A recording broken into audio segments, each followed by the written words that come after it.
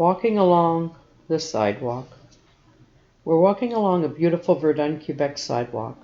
I'm with my best friend, my sister Shayna. It's Sunday, so we get up early, get dressed, and start our day. We love Sundays because we get cookies and goodies at the churches. During the week, we just go to Steinberg's downstairs and steal food. But not on Sundays. We make our way down the long Verdun sidewalk, stopping at every church we pass. And let me tell you, we knew our way around the streets. We owned them. We knew where all the churches around Verdun were. And when we wandered a bit too far, we knew it too. It's me and Shay against the world. I'm happy. I was born happy. I love my sister so much, and for the most part, she takes good care of us. We walked into the church, the first church of the day.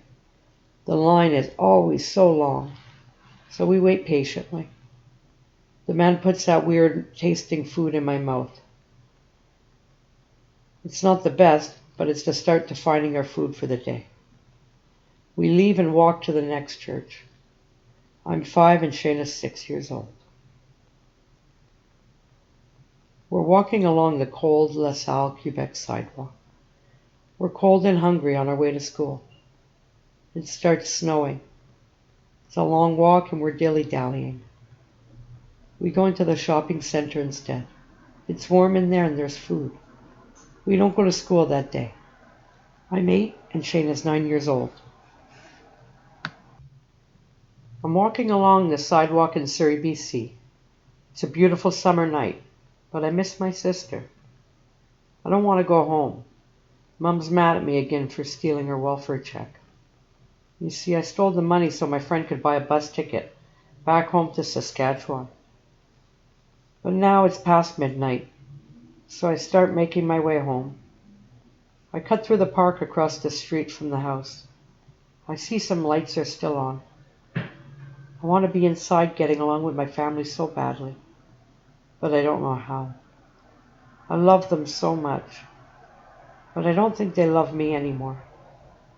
I can understand why. I hear something behind me. I turn around quickly. There's a man right behind me. Oh my God, I'm terrified, frozen in fear.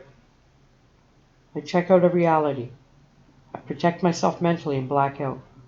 I'm 13 years old. I'm walking along the sidewalk in New Westminster, British Columbia. It's raining, I'm cold, tired, and hungry. I'm walking by nice houses, looking inside their cozy lives. Soft lamps glowing. Families watching TV together. They all look so normal and happy. I want that so badly it hurts. I keep walking.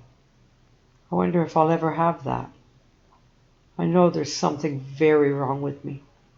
I always feel like a loser. And nobody wants, not even me. I have a family who loves me. After all, I'm a mother. I miss my sons. Why can't I just take care of them like other mothers do? I keep walking, wondering, why do I always have to be outside looking in? I'm 18 years old. I'm walking along the sidewalk in Surrey, British Columbia. It's a crisp night. I'm exhausted. I can barely keep walking. I stole my shoes in a size too small and my feet are killing me. I think about my family. I wonder what they're doing right now. I miss them so much. I show up at Mom's door unannounced. She's so surprised. She's always so happy to see me. It's been at least a month since she's known for sure her baby girl was still alive. I know she sleeps late every night. So when the police knock on her door in the middle of the night to tell her I'm dead, she'll hear them knocking. I eat and pass out. I love you, Mom. I'm 22 years old. I'm walking along the sidewalk in New Westminster, British Columbia. It's a cold winter day. I'm freaking out. Today's Jesse's 9th birthday party. It's a day to be spent with my family. I love them so much. I called my mom yesterday to let her know I'll be at her house today for Jesse's birthday. She sounded relieved but scared. She told me that she didn't have a dime for his party. I told her I'd come up with the money for the cake, ice cream, food, and presents. I was surprised, though. Mom usually always has her shit together for my kids. After all, she's raising them. Thank God. But I'm freaking out because it's Jesse's birthday. It's noon and I'm trying to sell a few grams of pot on the street to get enough money for the party this afternoon. Mom's counting on me. Jesse has 6 or so friends he's invited. I decide not to call and communicate with them until I have the money. Finally, I sell a gram. But I can't sell another one. It's a slow day on Sunday. The streets are busy. I'm getting tired and discouraged, so I buy a fix to keep me going. Once my ears stop ringing, I get up and continue walking the streets, looking for people wanting to buy pot.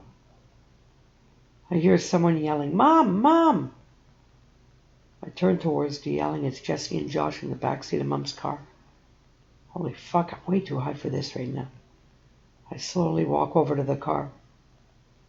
Mom's boyfriend's in the front seat. I give the boys a hug. Mom's boyfriend says, if I were you, Tam, I'd get out of here before your mom comes out. I asked him where she was. He says she's pawning in something inside to pay for the party. I quickly hug the boys and walk away. With them calling out to me, I can still hear them yelling for me to come back. I keep walking and turn the corner as fast as I can. I'm 26 years old. I'm walking along the sidewalk in Edmonton, Alberta. I'm 8 months pregnant with my 4th child. It's rush hour downtown. It's a beautiful summer day. I'm higher than a kite on crystal meth. It's so weird because I didn't know I was pregnant until I was about 5 months along. One day I felt a movement in my stomach, and that's how I knew I was pregnant. I haven't been to the doctor yet, but I'm going to go soon. I walk over to a crowded bus loop area. There's tons of people waiting for different buses, tired after a long day's work, probably. Oh my God, Jesse's on one of the buses. He's calling me, "Mom!" I run across to the bus. I get on. I look around trying to find him. That's weird. He's not here. Where'd he go? Then Josh starts calling me from a different bus. "Mom!" I run over to that bus and get on. It's packed solid with people just waiting to take off. I look around the crowded bus and can't find him either. I call down the bus, "Josh? What the hell's going on? He just called me from this bus." The bus driver wants to leave.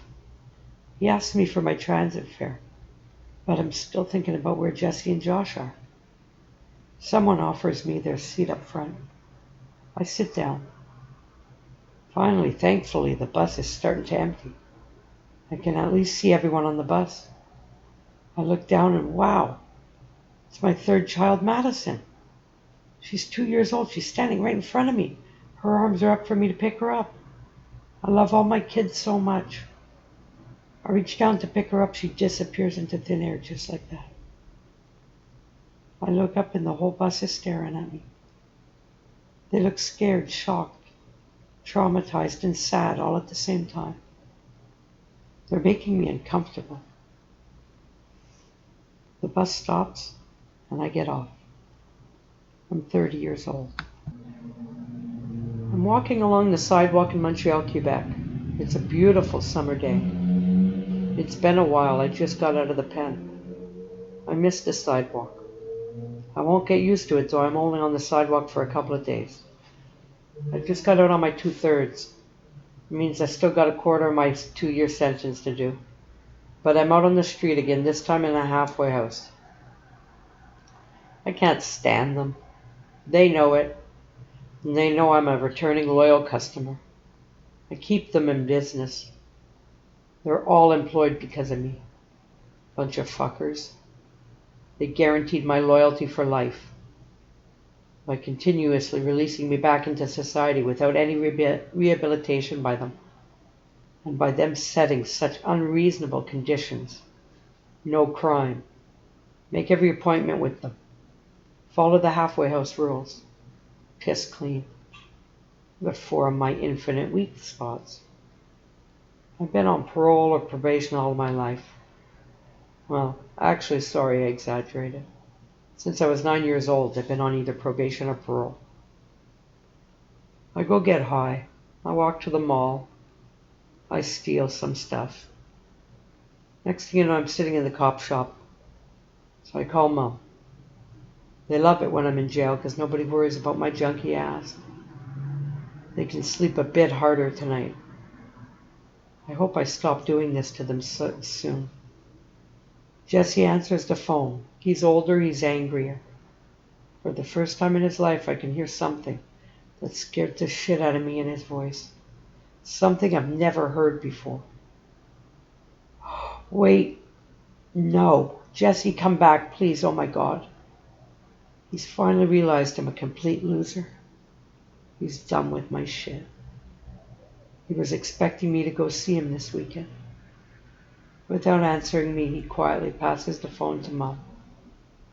I break out in a huge rash. I start to itch and get hives all over my body. Mom tells me it's nerves. I lay down in my cell and settle in. Well, at least Mom's happy. I love you so much, Mom. I'm 35 years old. I'm walking along the sidewalk in Cowansville, Quebec. I meet someone, lost and just wandering around in survival too. He's a mess. I'm a mess. It's a match made in hell. But he's loyal to the end. It's the quality I loved about him the most. We tripped together high on speed. Jesse is struggling with addiction in Edmonton, Alberta. I haven't spoken to him in a few years. Josh is serving a prison sentence in Montreal, Quebec. Madison's going through her teens without a mother. Thank God for Mum, who has both Maddie and Sam. Sam's starting high school and it's starting to get wild at home. Belle's my 5th child. She's living not far from me with her father. He has full custody of her, and he's had it since she was 3 years old. I'm always getting high and I don't see her at all. I haven't seen her for a few years now. Mom's pissed at me too. I mailed Josh a pair of shoes with some pot inside them. The shoes got stopped at the prison security check. The package wasn't the package was sent in my mom's name, so they didn't get suspicious. Josh tells them that it was his friend who used Mom's name. He got an additional few months added to his sentence. I know I should at least call them once in a while. I'll call tomorrow. Today I'm getting high. I'm a stupid bitch. I'm 41 years old. I'm walking down the sidewalk in Calgary, Alberta. I'm with Madison, who's 14, and Samantha, who's 12. We get off the Greyhound bus at midnight. The long trip's finally finished. We're tired, cold, and hungry. We've settled into the west side of Canada. I had just finished a 6-month sentence in Montreal. I got out in June. While I was in, I read a book about decision making. Something clicked inside my brain.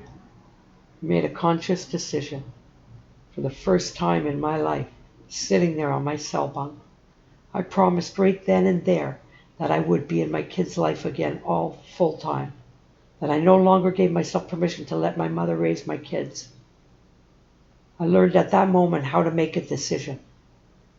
A decision is making a choice and sticking by it. It's not I wish. It's not someday I will. It's making a choice, sticking by it, no matter what happens. And I knew in order to do that, I had to quit drugs and alcohol. Oh my God. Do I dare to dream that big again? September 14th, 2014. Me and two of my daughters hop on a bus to Alberta. In October, my boyfriend calls and asks if he can come out too. I said, yeah. He drives out from Quebec. I contact Jesse for the first time in a few years. He's still doing hard time on the Edmonton streets. We drive out to Edmonton to pick him up. When we get there, he looks so skinny, tired, and worn out from the fight. Standing there, barely alive, my baby. He saved my life. I don't know how many times. I was more than happy to return the favor. Jesse and I grew up together. You see, I got pregnant with him at 15 years old while I was in the juvenile system. In fact, he was my ticket out of the juvenile system. They told me if I could keep the baby, that I could leave the system. So I said, hell yeah, I'm keeping the baby. And left the system. Or so I thought.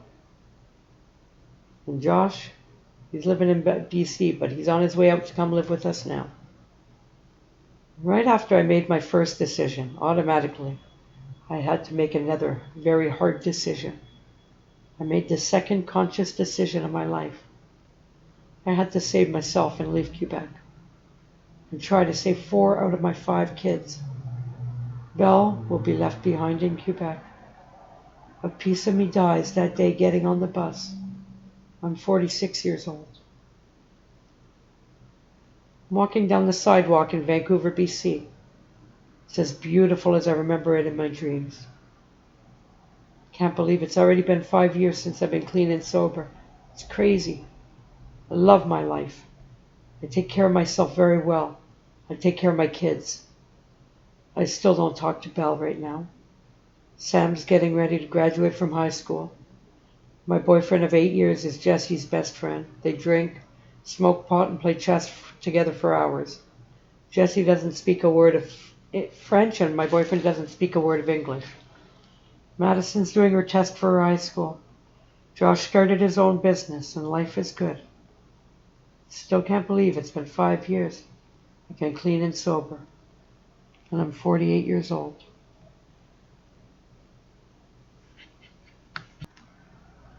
I'm walking down the sidewalk in Cowansville, Quebec. It's September 9th, 2019. I'm skinny and weak. I wonder how my legs are holding me up. I've lost 70 pounds. I weigh about 95 pounds right now. I've been high on speed since January 22nd, 2019. My boyfriend and I split up. Jesse is not doing good at all and living in BC still with Josh. Josh is going crazy with Jesse in the apartment. Madison's living in Kamloops, BC by herself.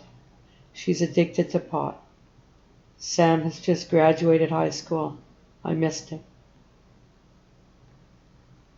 I haven't spoken to Belle in years. I haven't spoken to anyone in the family since January. A thought I had never had before comes to mind.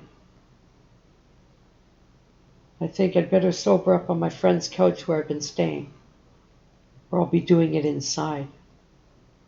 I've never in my life stopped drugs willfully. I have stopped drugs in my life, many times, but because I ended up inside with charges. But never on my own free will. I rarely do drugs while inside. I usually stay clean and sober. I go to school. I look for therapy inside the prison libraries. My family, Mom and Shayna, they sleep well whenever I go to jail. They don't have to worry. I'm not sure what my kids think. I thought about their mother being in prison all their time. I wonder if they were scared for me. I never asked them. But it must have been hard on them. They love me, and they somehow know that my intentions were always good, although the outcome was usually disastrous. Prison saved my life. I crawl up the stairs and sleep for a month.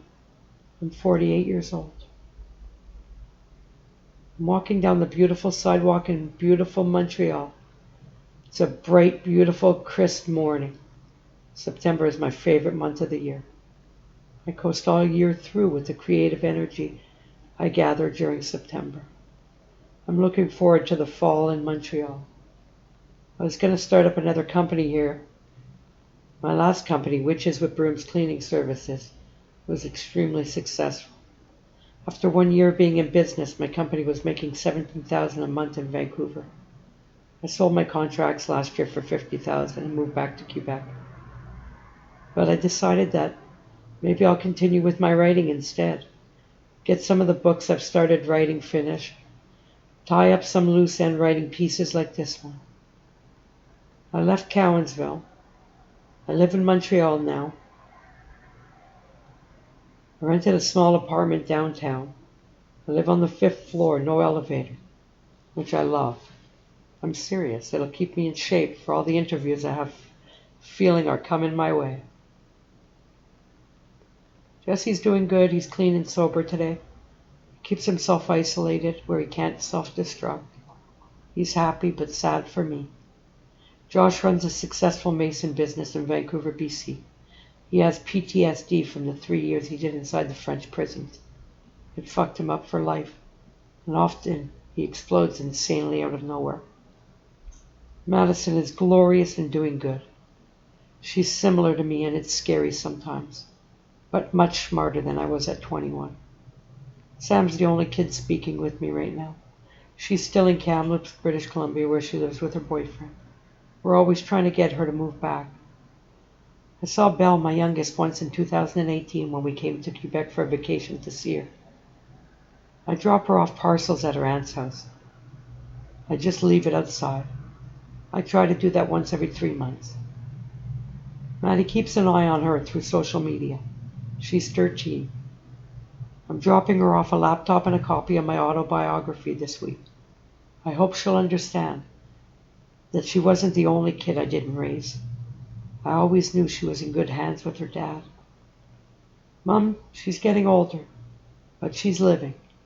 She's loving having Maddie and Jesse living with her. They all just saved each other's lives again by coming together. We're a real tight family. We need each other to survive. We don't all get along all the time, but we work it out and come around. Please, life, don't be so cruel as to have them finally turn their backs on me after all these years of being so loyal to me. Just for this time to be the last time that I let them down. Will they be around to see it? It's only Shayna, too, from the family that's speaking to me right now. As long as there's still one or two talking to me, I'm still in the game. I'm doing okay now, today. I'm doing much better. I have learned never to say never. But just for right now, I'm clean and sober. I still smoke pot, but I'm working on it. Pot is no good for me either. It's disastrous. I am working on it. I still can't believe that I made it out of all that alive. Or did I? I'm 49 years old. Tammy Andalusia.